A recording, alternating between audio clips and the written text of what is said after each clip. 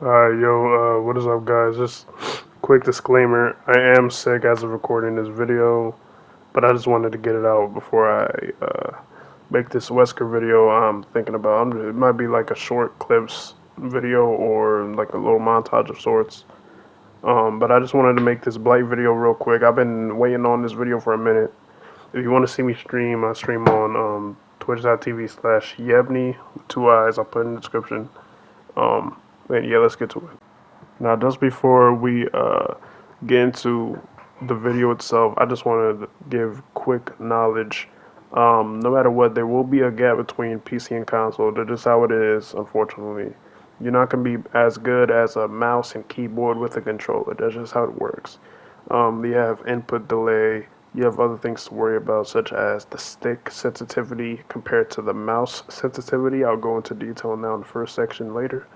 But I'll be splitting this video up into sections. I'm going to aim around 8 sections. I have it right here planned. If I think of anything during recording, I'll add it. But that's what I'm looking at for now. This video is mainly going to be for console players that want to play Blight, but they're scared of the mechanics behind it. They're scared of the difficulty of playing the killer. Or honestly, if you are playing on PC, I believe you will get value from this as well. If you aren't as proficient as Blight, if you're just starting out, this will be good for you as well. I'd say just give it a try, and hopefully something in this video helps you out.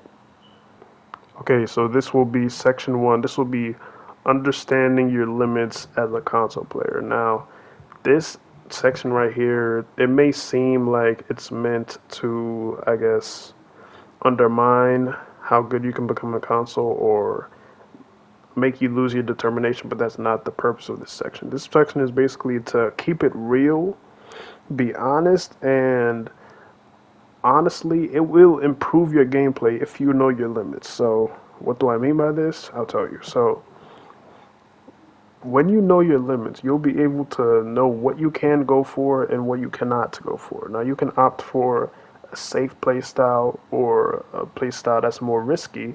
Doesn't really matter, but at the end of the day, you have to realize what you can go for and when you cannot go for when it's crunch time. Because when there's like a gen or two left, you make a bad rotation on your bump logic, let's say, and you miss a hit, ding, gen pops, it's time to lock in. You know what I'm saying?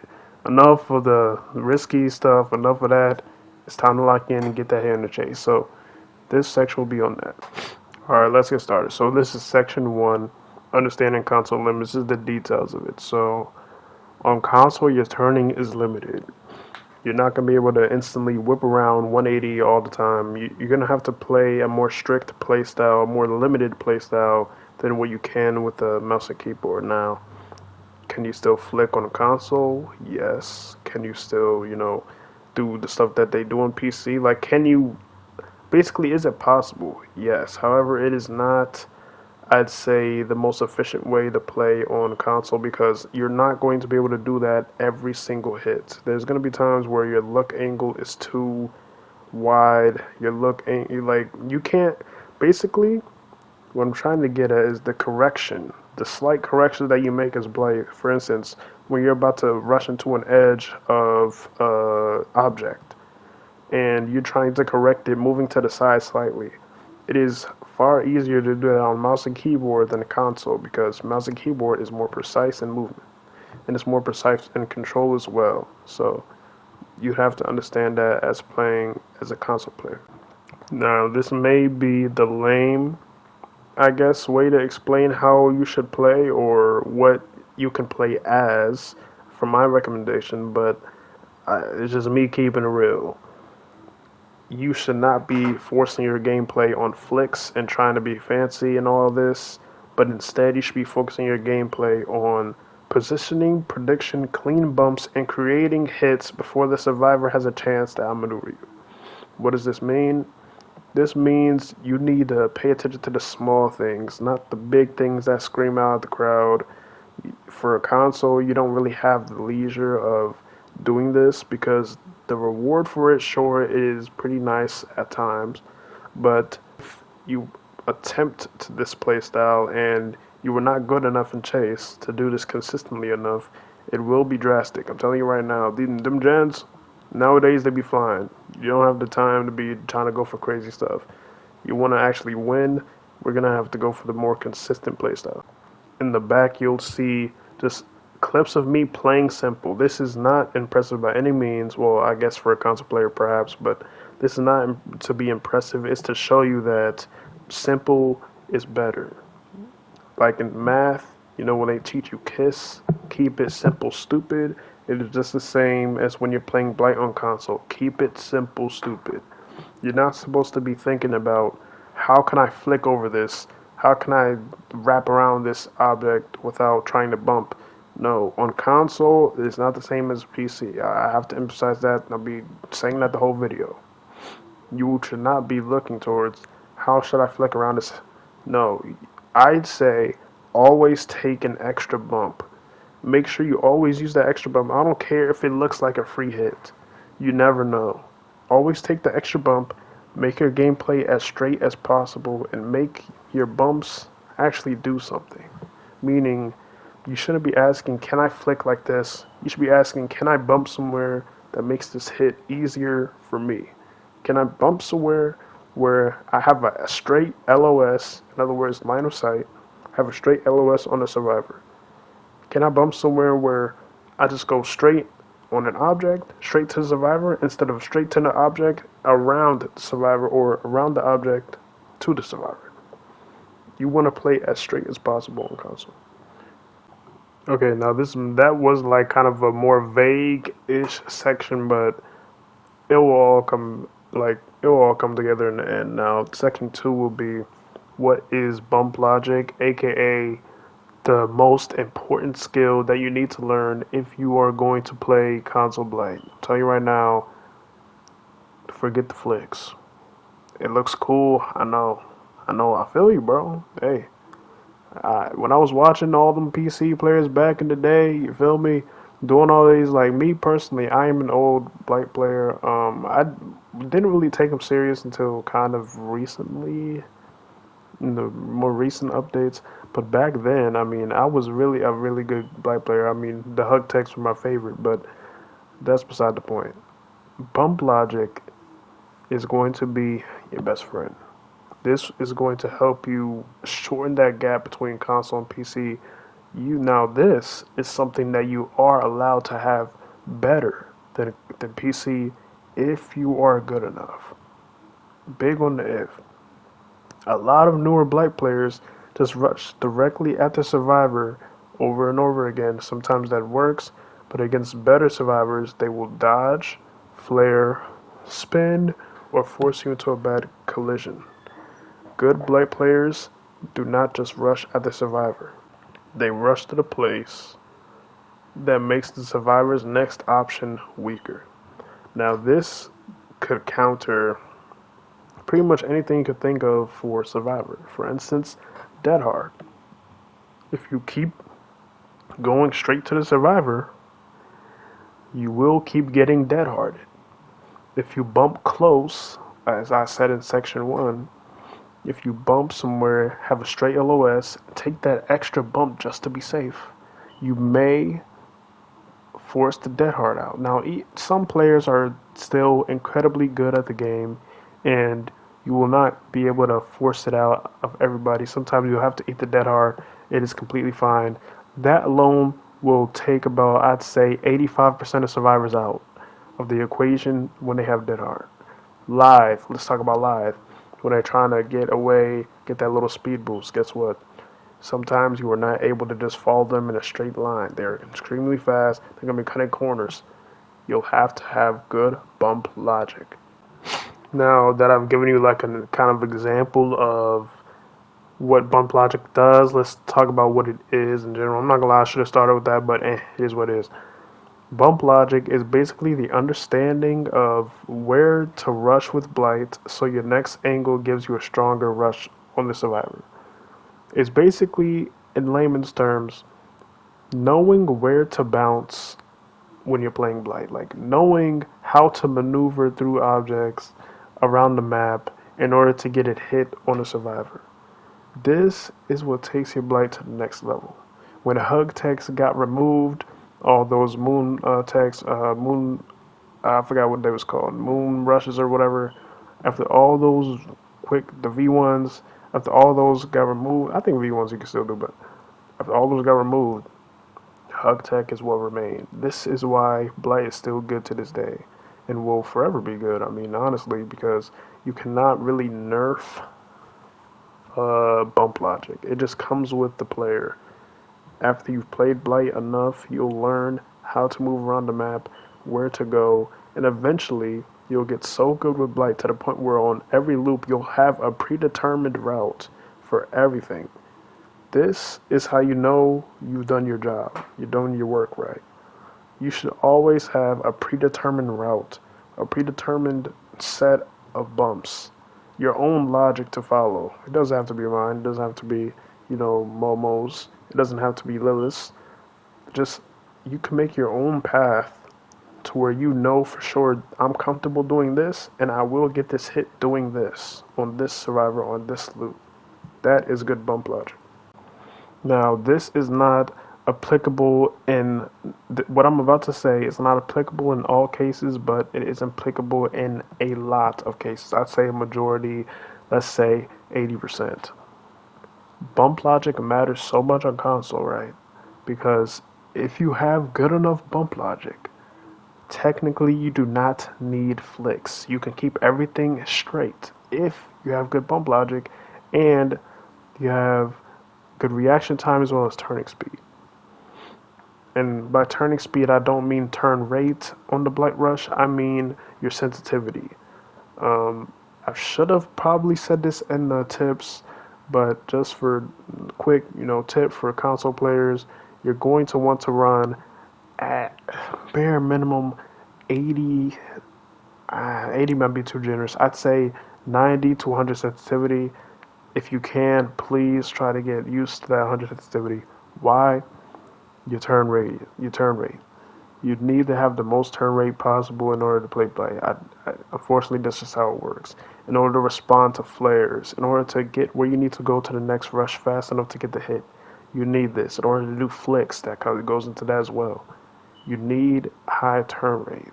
You also, as in general, as a killer, if you want to, moonwalk and react quickly, it will also benefit you to get used to the max sensitivity on the game that you can allow on controller. The reason flares are so devious is because they literally go from inside your peripheral to completely out. So you have to respond to keep them in peripheral. What does this mean? Basically, you have to keep them in your camera in layman's terms in order to get this hit. Now, there will be times where you hit them as long as your body touches them in the general area. You will hit them even without them on your camera, but they will be less consistent than just having them in camera. You need to, I guess, hopefully YouTube doesn't, get a ass for this, but if you want to shoot somebody, you need to look at them. You're not going to shoot blindsided. When you want to shoot somebody, look directly at them, boom. We're going to look as we shoot. We don't look away. Now, the reason why this is so much more harder on console than PC is, again, the turning. The turning just will never be the same as PC. It is what it is. We got to deal with the downgrade. So what this means is you'll have to be even more careful and more precise. This is why I was talking about in bump logic before. Sometimes it may be best to use that extra bump, get closer so that by the time they try to flare, they're already out of position, because you cannot always flare. There are times when there is nowhere to go, and there are times where you're close enough to where you're fast enough to get to them before they even get out of your peripheral. This is why bump logic is so important. The third Blight hit timing is after the contact. In other words, this is the late timing. Now, this is really good for dead hard checks. What I mean by this, I mean when a survivor tries to dead hard, you try to rush towards them, you bump again, they dead hard immediately, that is a free hit. They cannot flare because there's like a moment of delay after the dead hard. After dead hard, that is a free hit. This is why I say always take the extra bump on console. On PC, perhaps you can do something else. But on console, as you want to keep everything straight, you want to keep everything simple, consistent, This is how we're going to play. You will have to eventually master all of these timings if you want to be proficient with Blight, but if you only wanted to focus on one, I'd say focus on number 2, which is on contact. If you can master that, you'll be good enough.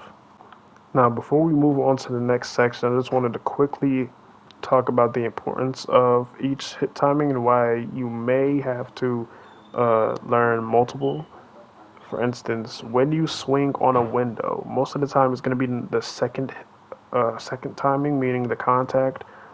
Usually, if they are far enough, they're too far, you may have, or let's say they are too, you don't know whether they're going to go to the vault or fake. Let's say that, just give a scenario.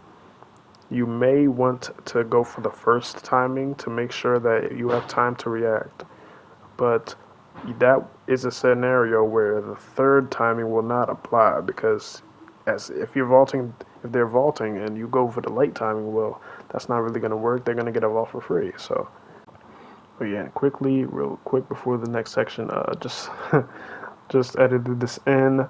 The early hit also is mainly used for flicks around an object. While I said you want to avoid these, you will need these at times because there are times where you'll have to curve and you cannot play straight. So, in order to hit, let's say, those pallet slide type of hits, or let's say uh, hitting around a rock or around a rectangular object, you will need the early hit for that.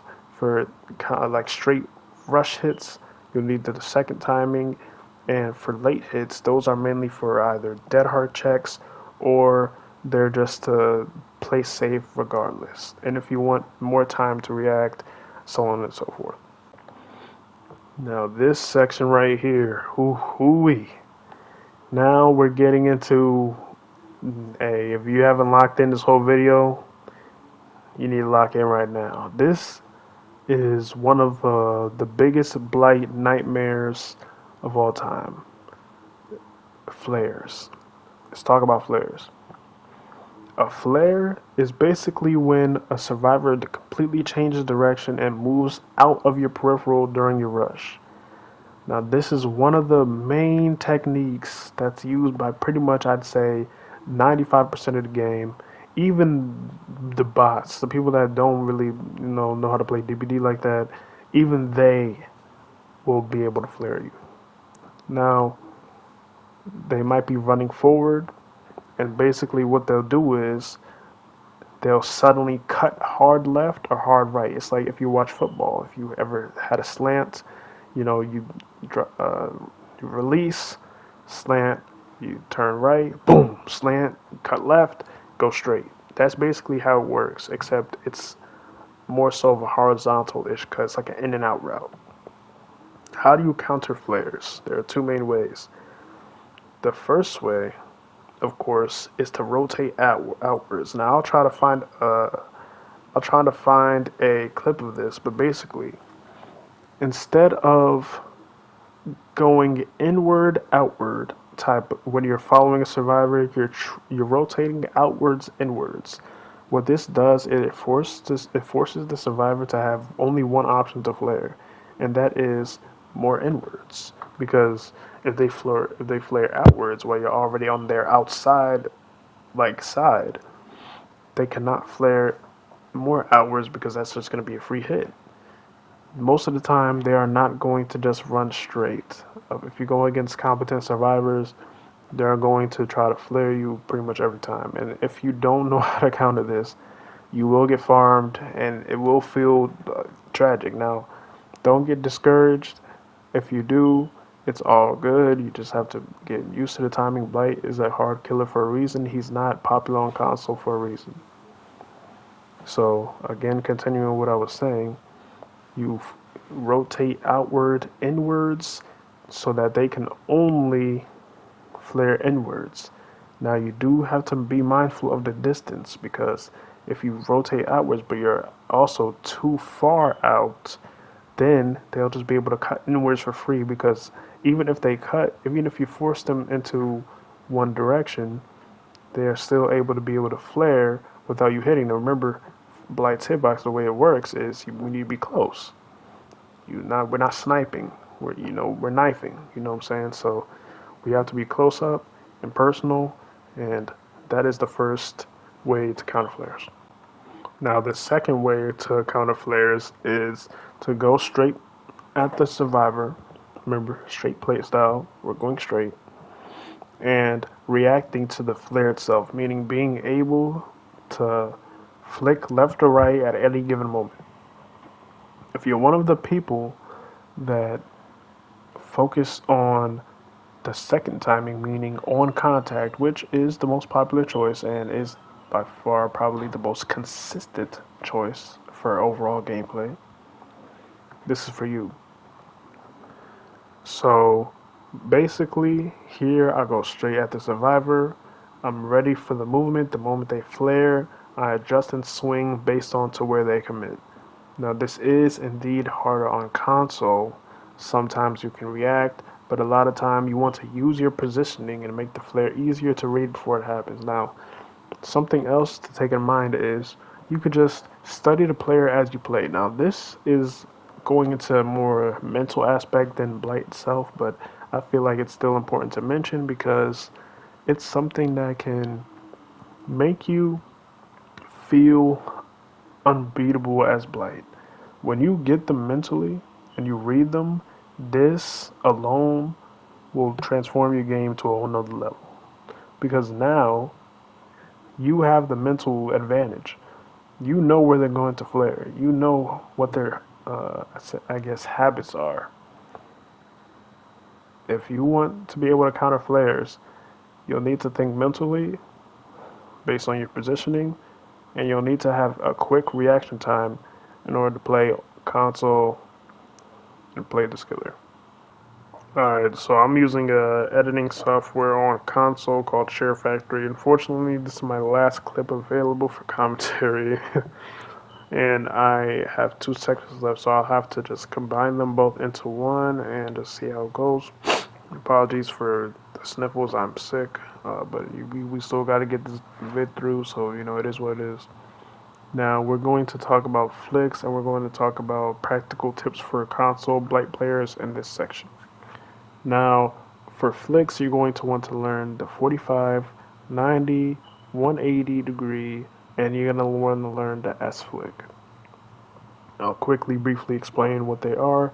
45, 90, 180, self-explanatory. They're basically flicks at that angle going around an object. Or, well, it doesn't have to go around an object, but mainly that's what you use it for. S flick is basically curving around an object and back into a survivor, usually going straight, curving out left to right, back in left to right, and going straight to a survivor.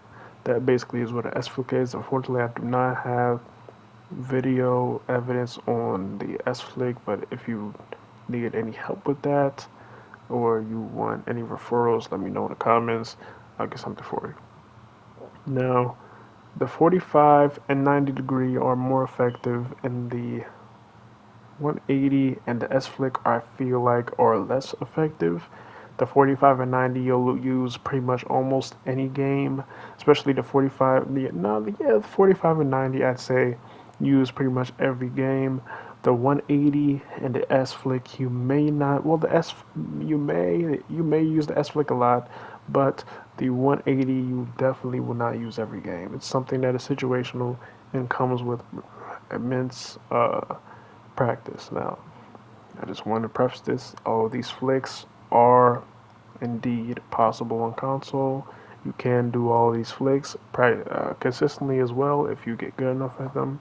The 45 and 90 though is what I would strive for. I'll put clips right now of me doing these flicks, except for the S flick because I do not have video proof of that, unfortunately.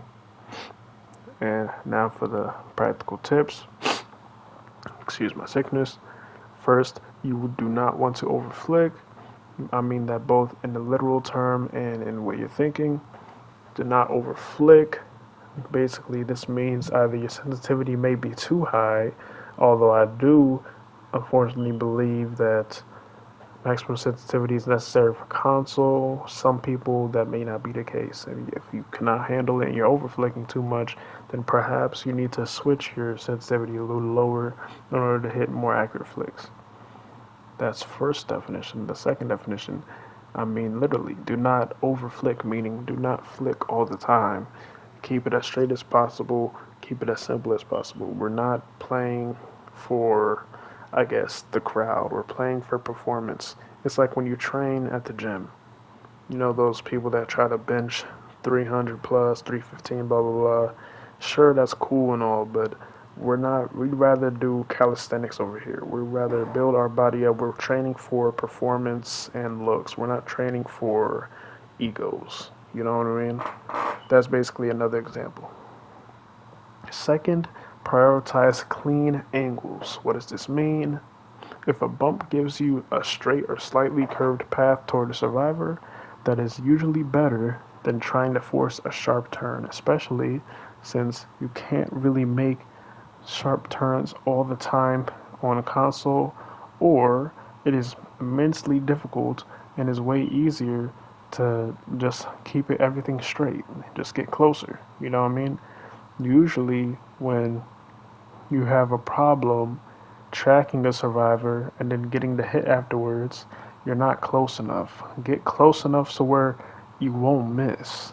Like I said before, hopefully YouTube won't get on my ass for this, but shooting a gun. We're not shooting from sniper range. We're getting close. We're getting close enough to the point where we can't miss. No matter how bad we are, we can't miss that. Now, another thing I briefly want to touch on is that you will have to flick your stick, pause, when you play Blight a lot. I'm talking if you want to be quick enough to get that hit around survivors that cut corners often, you will have to flick your stick and you'll have to be in one with your sensitivity. Now, whichever one you pick, regardless of what I believe I said, 90 to 100 sensitivity, regardless of whichever you pick, make sure that you're in one with it. You could do little, I guess, camera drills in the custom match or in game, don't matter. And you, basically, what I want you to do is try to turn your camera from north, south, northwest, northeast, meaning 90 degrees each. You should be able to do pretty much a perfect 90-degree angle just looking. Just flick it real quick. Just boom, boom, boom, boom. You should be able to do that on command. If you cannot do that on command, you are not in one with your sensitivity yet and you need more practice. You need this because there are going to be times where you cannot play slow.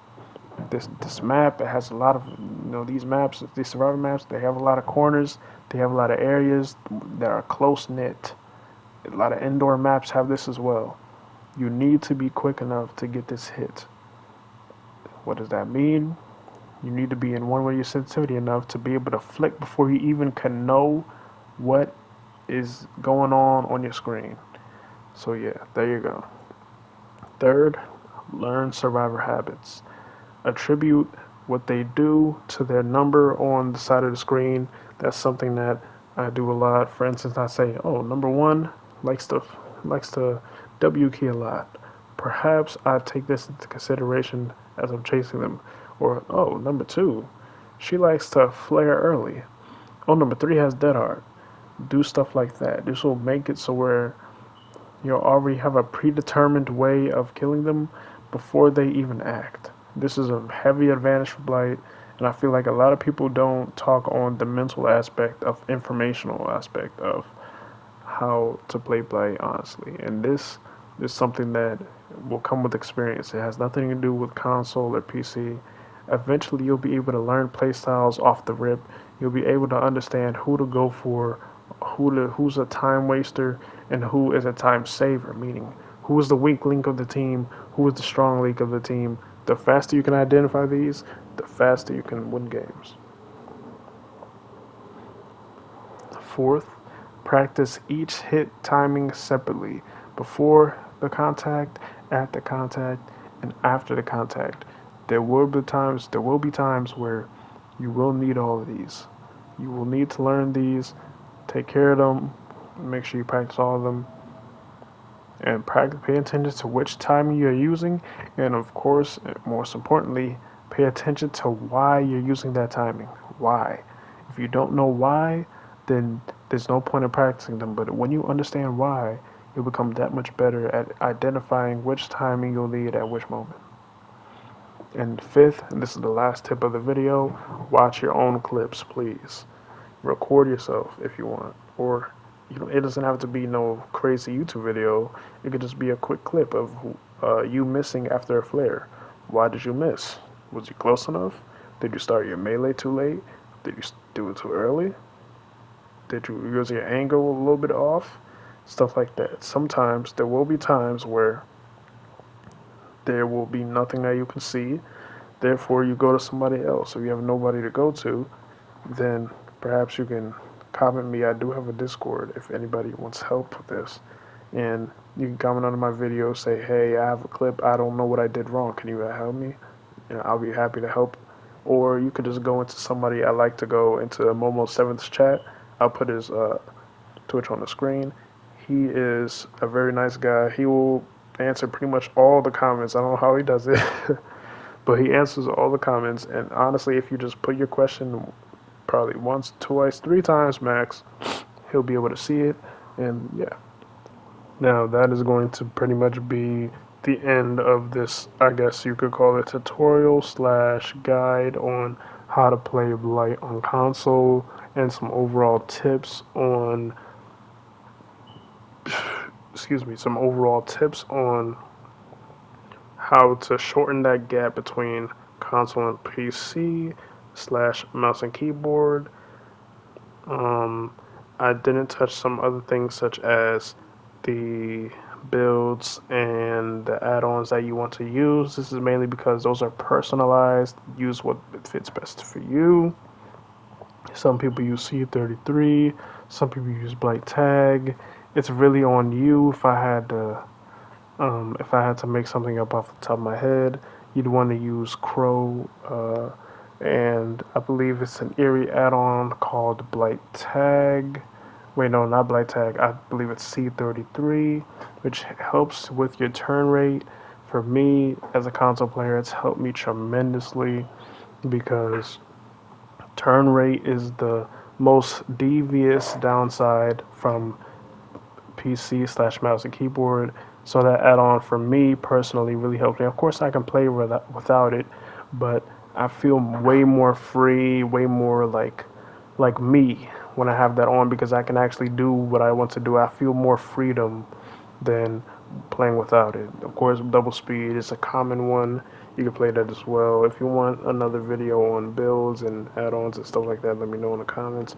But hopefully, even if you are on mouse and keyboard, or even if maybe you don't play Blight but looking to play Blight, hopefully this helped you. Please leave a like, subscribe, and GG.